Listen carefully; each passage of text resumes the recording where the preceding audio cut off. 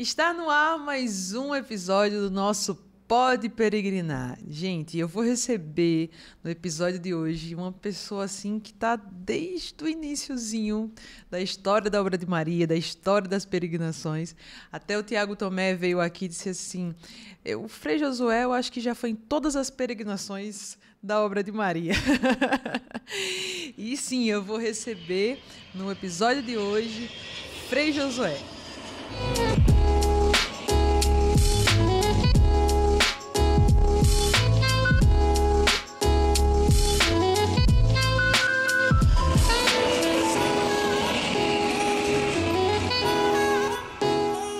Bem-vindo, Frei. Que alegria ter o senhor conosco. A alegria é toda minha. Muito obrigado, minha filha. Obrigado à obra de Maria, a Canção Nova, essa parceria maravilhosa e a todos vocês que fazem da nossa vida uma grande peregrinação para o céu.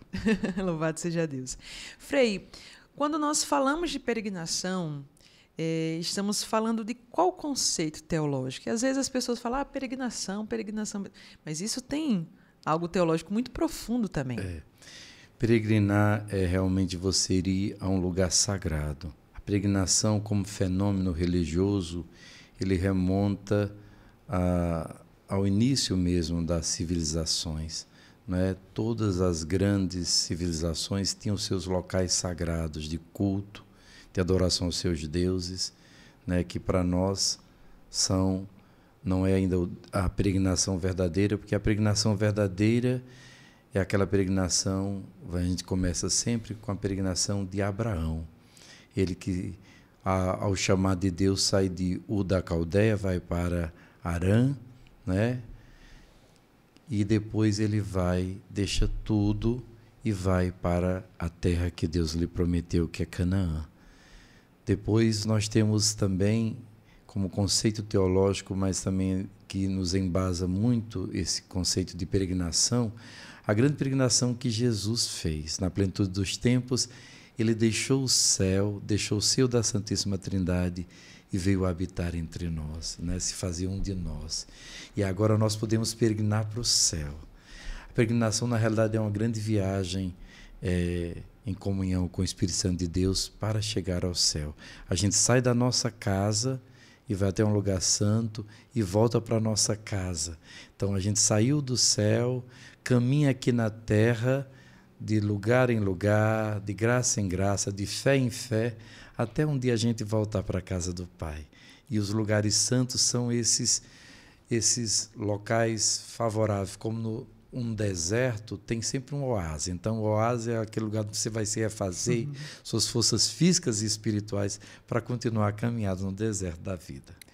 Frei, estava conversando aqui com o senhor nos bastidores e eu fui perguntando para o senhor quantas vezes o senhor já foi para a Terra Santa, e o senhor inclusive disse aqui para nós que a primeira vez que o senhor foi para a Terra Santa, não é isso? Foi já com Gilberto, com o Padre Jonas. Conta um pouquinho para a gente. Era 2004, 1900 não, já era no século XXI. Então, 2004 teve o encontro que a Obra de Maria organizava, o encontro da renovação carismática do mundo todo, um congresso que a gente fazia, o CENF, se eu não me engano. E aquele ano foi em Fiude, pertinho de Roma. E depois eu iria a primeira vez à Terra Santa com um grupo, mas eu consegui ficar na custódia da Terra Santa, tinha falado com o bispo, ele tinha me conseguido ficar na Terra Santa, e por coincidência e providência, claro, de Deus, Gilberto ia com o Monsenhor Jonas, que naquele tempo eu acho que ainda era Padre Jonas, não é?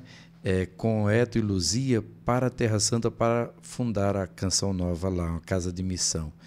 E aí eles iam uma semana antes do nosso grupo. E aí eu aproveitei e fui com eles, e foi uma experiência linda, porque, como eu lhe dizia, eu tive a oportunidade de concelebrar com o Monsenhor Jonas Abib ali no altar do Calvário, 5 horas da manhã. Uma experiência que eu nunca vou esquecer, né? Como é lindo. E celebrar no lugar mais santo dos lugares mais santos da nossa fé, ao lado de um santo, né? Que a gente sabe como o Senhor Jonas, a Bíblia, a igreja não declarou ainda, mas a gente tem essa esperança que um dia ele vai ser canonizado, né? Com a graça de Deus. Mas assim, foi uma experiência linda, marcante, e Terra Santa realmente é um lugar especial. Não foi à toa que Jesus escolheu nascer naquele lugar. Verdade. Frei, e dentro dessas tantas peregrinações que o senhor já fez conosco, qual a experiência de um testemunho, de um peregrino, ou até mesmo na vida pessoal do senhor, o senhor pode contar para nós dentro das peregrinações? Eu tive a graça, eu comecei mesmo assim, então em 2003, mas eu ia basicamente como peregrino. Mas em 2006 eu fui morar em Brasília e comecei com a CEIS, com a agência lá que nós temos, da Obra de Maria, a peregrinar assim, vamos dizer, oficialmente. Uhum. E fomos em muitos lugares. Já fomos assim, fizemos as peregrinações principais, que eu digo que são a Terra Santa, depois os Caminhos de São Paulo e os Santuários Marianos, vários Santuários Marianos. Depois a gente resolveu então ampliar isso e peregrinar em outros santuários. Por exemplo, fomos até no Alasca. Nossa. Só para você ter uma ideia. Fomos no Japão, experiência linda, Nossa Senhora de Akita, Nagasaki. Fomos uma experiência maravilhosa assim num lugar mais diferente, nos Estados Unidos. As pessoas vão achando que os Estados Unidos não tem nada, tem lugares maravilhosos de peregrinar. Na costa oeste, por exemplo, tem as Santas Missões. A gente fez todas as Santas Missões, não é?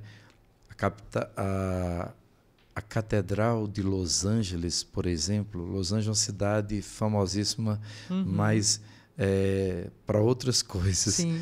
Mas a gente foi a essa peregrinação e celebramos lá na Catedral de Los Angeles, Nossa Senhora dos Anjos. E tem ali um crucifixo que foi feito até por um judeu, um crucifixo de Jesus completamente nu, mas, claro, sem mostrar sua intimidade, mas assim um crucifixo muito forte, a ponto desse homem ser muito tocado. E conta-se que, depois da missa, quando o bispo deu a bênção, um pobre subiu e abraçou aquele crucifixo. E aquela cena comoveu tantas pessoas. E no lugar do bispo repreender, ele percebeu que aquilo era um gesto. Hoje, todas as pessoas, depois da Santa Missa, sobem e abraçam aquele crucifixo. E é um momento tão bonito. E eu tive essa graça.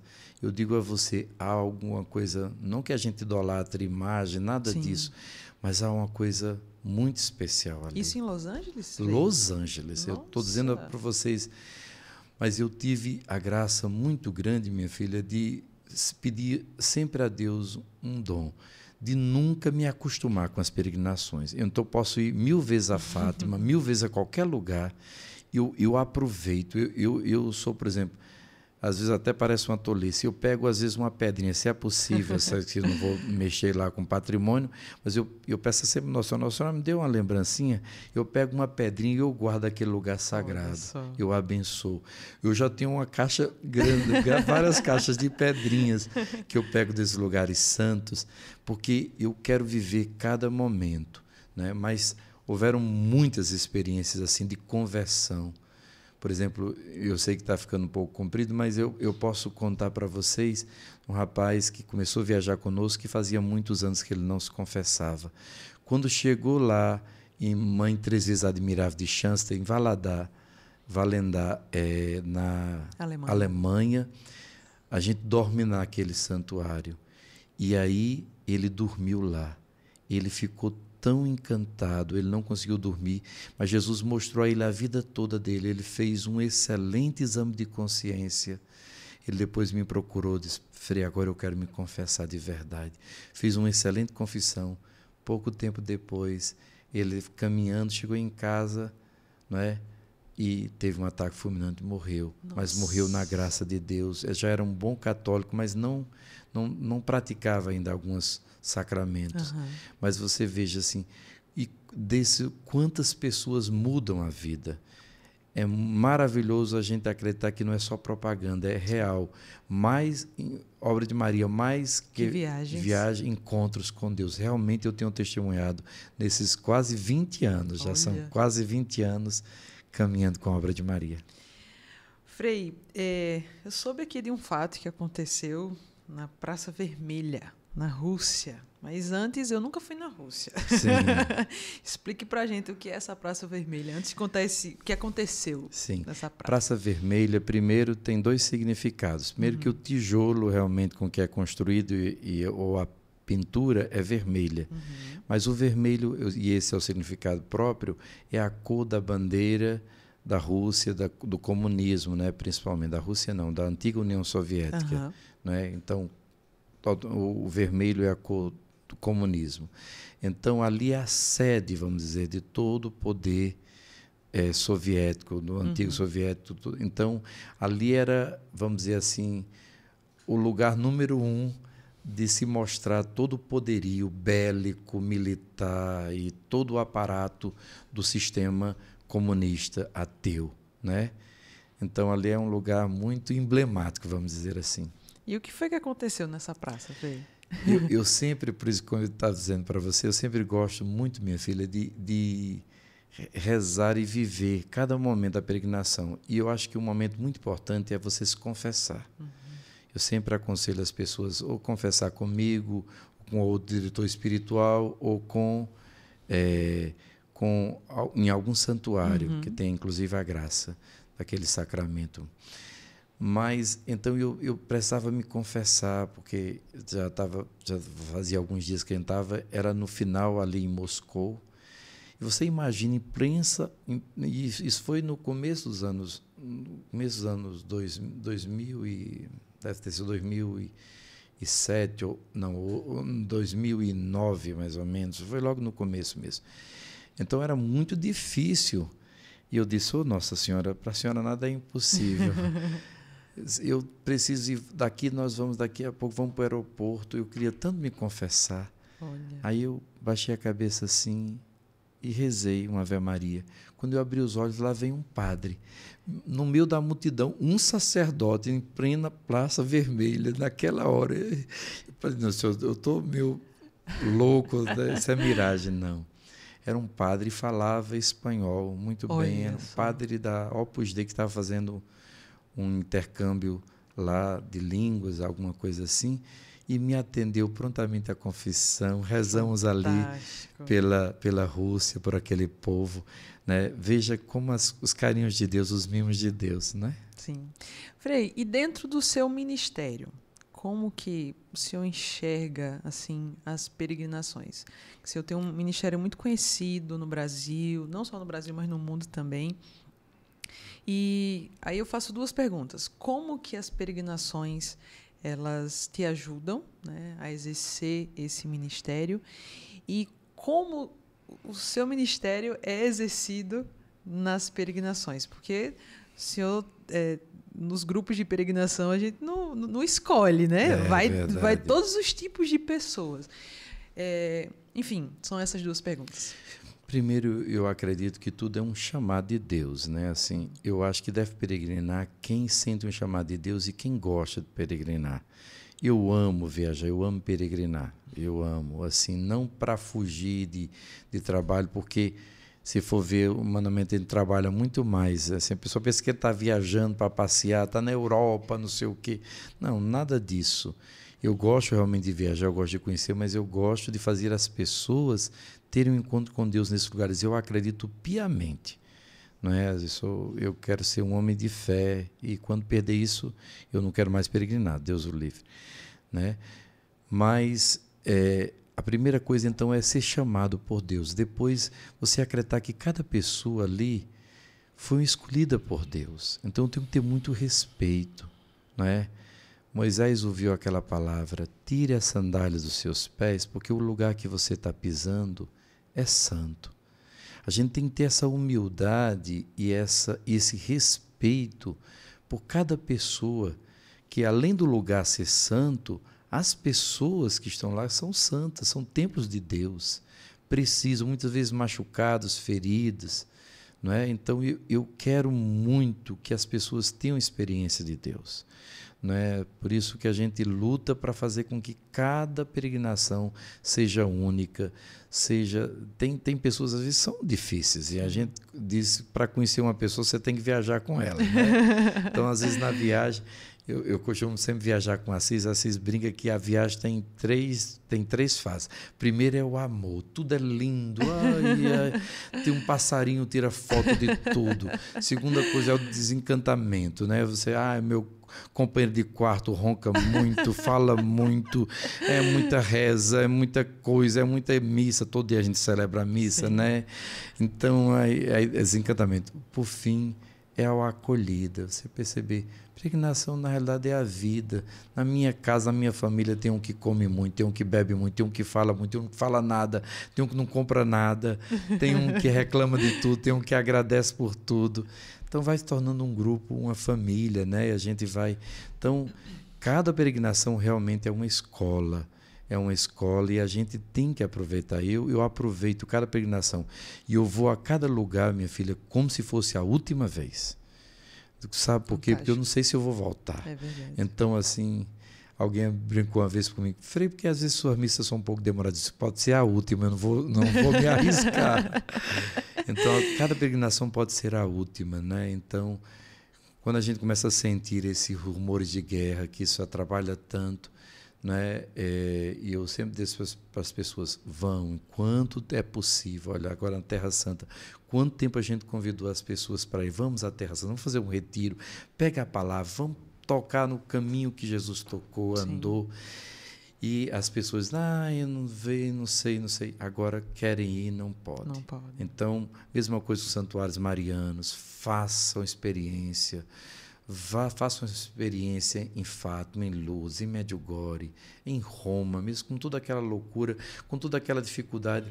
Frei, não cansa não, essa questão de ônibus, de avião, não sei o quê, passaporte, isso e aquilo, ladrão, não sei o quê, insegurança, dormir no hotel, no outro, mala que a gente carrega. A gente não lembra nada disso. É verdade. Mas lembra do encontro que a gente teve com Deus, da graça, da cura, da salvação. Experiência maravilhosa. Frei, o ano passado eu fui plenamente tocada por um relato mesmo de um peregrino. Um casal, na verdade, que foram para a peregrinação e a esposa fez de tudo pro esposo ir. Só que até então tinham escolhido um roteiro com o Padre Adriano Zandoná, isso para o Pentecostes do ano passado. Sim. E ela comprou o roteiro com o Padre Adriano, porque o Padre Adriano tem todo um testemunho, que foi usado de drogas, isso, aquilo, outro e tudo mais. E aí, infelizmente, o Padre Adriano teve um contratempo e não pôde ir. E quem foi no lugar do Padre Adriano foi o senhor. Eu me lembro. Eu estou fazendo esse contexto histórico porque esse casal, né, principalmente essa mulher, ficou muito triste, porque ia com o Padre Adriano e aquela coisa tal, não conhecia o senhor. Ia ser a libertação do marido, ia né? Ser, vamos dizer assim, era a última tábua de salvação que ela pensou na vida dela, era, né, ter essa experiência da peregrinação com o Padre Adriano. E aí, logo nos primeiros dias de peregrinação, nas bodas de Caná, acontece algo com esse casal. O senhor lembra disso? Lembro. Conte assim, para nós. Agora, eu queria que você recordasse as bodas de Caná, porque eu me lembro muito do testemunho dela, que ela estava muito indignada no começo, mas depois ela ficou tão feliz. Não porque eu sou melhor do que o Padre Zandoná, mas porque ela entendeu que não era o Padre Zandoná, o testemunho dele, que ia salvar, mas era Jesus. E ele usa quem ele quer. Não é assim? E aí, o que aconteceu, Frei? Então, recordar para o senhor. Esse casal estava lá nas bodas de Caná. Normalmente se fazem a renovação das promessas matrimoniais. E eu procuro fazer com tanto carinho ali, sabe? Exatamente. E aí, sabe o que foi que o senhor fez? Que Deus lhe inspirou a fazer. Ele não usava mais aliança. E aí o senhor pegou a sua própria aliança e quando foi rezar por eles, disse... o casamento é como mais ou menos assim, é como se o casamento não tivesse bem, é como se a vida dele tivesse, né, fora de Deus. E aí o Senhor pegou a sua própria aliança, deu a ele, dizendo que a partir daquele dia começava um novo tempo na vida dele, que ele procurasse. Lembrou? Lembrei, assim. Engraçado uma coisa, minha filha. Eu peço muito a Jesus, eu sempre tive muito medo do orgulho espiritual. Né? A gente que tem qualquer dom de Deus, Sim. que Deus dá, e não é por mérito nenhum nosso. Então, eu peço uma coisa a Jesus. Eu peço que Ele me faça esquecer essas graças, principalmente testemunhos, sabe? Porque por não ter nem a mínima noção, eu fico emocionado assim, porque eu nem me lembro assim desses fatos, porque isso é coisa de Deus mesmo, Sim. não é mérito meu mesmo, nem bondade, o Senhor sabe. Mas é a graça dele. Às vezes eu estou pregando e eu fico procurando um testemunho para assim, ilustrar a pregação. E eu procuro como você está procurando água ou terra nos pés e não encontra, sabe? Eu fico assim, às vezes eu dou o mesmo testemunho ou testemunho de outra coisa, porque eu peço a Jesus que Ele me faça esquecer, porque isso é importante. Mas Caná da Galileia realmente é muito forte, ali é uma graça muito grande. Então, realmente eu me lembro desse casal, assim, mas não me lembro do fato de verdade. Mas me lembro, e ela ficou uma pessoa muito agradecida, ela me falou depois, assim, eu tenho rezado, espero, se ele estiver ouvindo ela, que eles renovem o matrimônio, que eles superem tudo e saibam que o que Deus uniu ninguém separa. Amém. E seja uma bênção para todos os casais também que estão passando dificuldade. Amém. E se 1000 vezes fosse necessário ter a aliança e dar, que seja para a glória de Deus. Louvado seja Deus. Isso é peregrinação, minha gente. É vida, né? Deus, de fato, nos chama a fazer uma experiência em cada lugar. E eu sempre tenho dito isso, Frei, que fazer uma peregrinação é tocar num Deus, num Nosso Senhor, que nos prepara sempre para algo na nossa vida. Então, todas as peregrinações, independente dos lugares, mas as peregrinações sempre nos preparam para um tempo na nossa vida, sempre nos prepara para algo na nossa vida. Então, eu tenho certeza de que as peregrinações que o Senhor já fez, quantos testemunhos, se a gente fosse relatar aqui um livro de testemunhos das peregrinações, e é muito interessante, Frei, tocar nisso, porque o Pode Peregrinar, esse podcast, surgiu exatamente para isso. Muitos testemunhos estavam guardados, muitas histórias que a gente para aqui e fala assim, meu Deus, olha só que riqueza, né? E de trazer ainda mais essa força de que não é só uma viagem, é de fato um encontro com Deus. E me perdoe, só lembrando do Alasca, por exemplo, as pessoas dizem assim, o que é que vocês vão fazer no Alasca? O que é que tem de santo lugar santo? Eu também agora me perguntei. Na realidade, a gente não foi direto só para o Alasca, a gente foi para o Canadá, e o Canadá tem muitas coisas bonitas e também, além dos santuários naturais, que é a natureza exuberante, tem os santuários também, né, um maravilhoso oratório de São José em Montreal, Nossa Senhora do Cabo, né, Santa Ana, lá perto de Quebec. Então, mas a gente foi naquela parte de Vancouver, que é a costa oeste, né? E fomos aí um cruzeiro de uns 4, 5 dias. E eu disse, meu Deus, esse cruzeiro, mas vamos. Assim, o pessoal, vamos, Frei, vai conhecer, aproveita e vai conhecer. Vamos. Rezei, confirmou, vamos. Quando chegou no cruzeiro, eu sempre de hábito, assim, já fui com hábito em tanto lugar que você nem imagina. Né? Assim, e também eu acho que isso é peregrinar, é um testemunho, mesmo que as pessoas às vezes não entendam. Já vi cara feia, já vi gente que quase quis escarrar em mim, mas também vi toda gente que sentiu tocada, pensou, refletiu, lembrou de alguma coisa. E graças a Deus as pessoas têm um grande amor ao hábito franciscano, sabe? Às vezes a batina nem tanto, ou clésima, não sei, não estou dizendo que as pessoas têm aversão, mas o pessoal gosta de São Francisco. A gente tem essa graça de ser filho de São Francisco, então pegamos isso do nosso pai, esse bônus. Então, quando cheguei no navio, uma senhora da República Dominicana, lembro como fosse hoje, ela veio me perguntar, o senhor é padre? Sou. Vai ter missa aqui? todos os dias, minha filha. E a senhora está convidada. Ela começou a chorar. Disse, Nossa. minha filha queria me tanto trazer para esse cruzeiro já há tantos anos. Eu disse, não, eu sou de missa diária, minha filha, não vou ficar sem missa. Só. Aquilo ali foi uma resposta já de Deus, mas não foi tudo. Depois uma portuguesa também nos descobriu e começou a participar da missa. E ela estava fazendo um cruzeiro com o esposo porque estavam em dificuldades matrimonial, ao mesmo tempo era aniversário de matrimônio.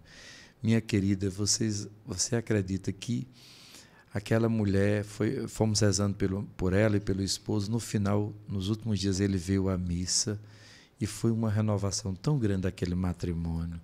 Eles ficaram emocionados, tão agradecidos.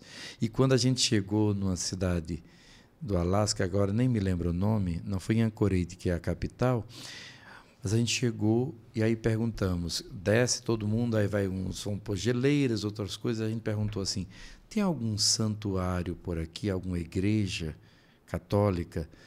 Aí disseram assim, tem um santuáriozinho dedicado a Santa Teresinha, mas é muito distante daqui, mas dá tempo, dá para vocês irem. Alugamos ali o ônibus, fomos para lá, era bem longe, era o dia de Corpus Christi. Olha. Né? Quando chegou lá, era um irmão religioso que veio nos receber, ele perguntou, o senhor é padre? Sim. O senhor pode celebrar a missa? Não, havíamos atriz justamente para isso, eu queria saber se é possível. Já faz um mês que não temos missa aqui, hoje é o dia de Corpus Christi, as hóstias estão se acabando, a reserva eucarística, queríamos tanto que... E eu pedi tanto a Nossa Senhora Santa Teresinha que mandasse o sacerdote. E eu vi lá do Brasil e chegar naquele santuário e celebrar. Depois até o bispo, que ficou sabendo, mandou uma carta agradecendo. Veja um sinal de Deus. Estou contando isso de muitas experiências que a gente já passou. Não é? Quer dizer, como é lindo peregrinar, como é lindo dar um sentido, mesmo num lugar que não é tão... Porque peregrinar na Terra Santa é maravilhoso, mas é nadar braçadas na água. Agora, você peregrinar num lugar que tem poucos santuários. Agora a gente vai para a Escandinávia. Já fomos algumas outras vezes. Agora você imagine, Escandinávia, aquela beleza, mas católicos muito poucas igrejas, mas tem. E nós celebramos missa diária, rezamos, criamos aquele ambiente e às vezes as pessoas ficam maravilhadas, porque além do aspecto cultural, o aspecto de conhecer uma coisa bela da natureza, de conhecer tanta história, tanta cultura, você também tem um encontro com Deus. Louvado seja Deus. Frei, muito, muito, muito obrigado mesmo. Ave Maria, já terminou, não é? Pois é, foi rápido demais. A gente queria saber muito, muito mais histórias, que eu tenho certeza que, como diretor espiritual, não existe quem bata na quantidade de lugares que o senhor já foi. Já foi um bocado de lugar. Não estou dizendo que não bata, não, mas eu já fui um bocado de lugares. Muitos, assim. Frei, muitos, certeza disso. E nós queremos muito lhe agradecer por essa parceria de tantos anos, mas também por estar aqui conosco, trazendo a evangelização, esses relatos para o povo de Deus. Muito obrigado, viu? Eu que agradeço demais e é um prazer, uma alegria. Olha, uma das coisas que mais me sustentou na minha vocação, no meu doar, no meu ministério, também foram as peregrinações. Agradeço demais ao Assis, que é meu irmão, meu amigo, de tantas jornadas assim, né? Lá em Brasília. Agradeço demais a Gilberto pela confiança, pelo amor. Gilberto é um homem extraordinário de Deus, assim, a pessoa é um em 1 milhão. É verdade. Maria Salomé, aquela doçura, né? Obra de Maria, onde a gente chega e se sente tão em casa. Eu sou franciscano conventual, pertenço à minha província lá de São Maximiliano Maria Coubo do Brasil, mas eu sou cofundador da comunidade e diretor espiritual da comunidade Mel de Deus, mas eu sou Canção Nova, eu sou Obra de Maria, eu sou todas as comunidades, porque eu amo essa vida carismática. Foi aqui que eu encontrei, e as peregrinações me deram um sentido de juntar tudo isso, né? E em 15 dias, em 10 dias, uma semana que seja, a gente fazia um retiro, não só fazer as pessoas beber, não só ser um garçom de servir, mas também de crescer espiritualmente como pessoa e como ser humano. Muito obrigado, Frei. Deus abençoe o senhor. Deus abençoe você também, que ficou conosco até esse finalzinho do Pode Peregrinar. Nós nos encontramos na próxima sexta-feira, se Deus quiser, com mais um episódio do Pode Peregrinar. Obra de Maria, mais que viagens, encontros com Deus.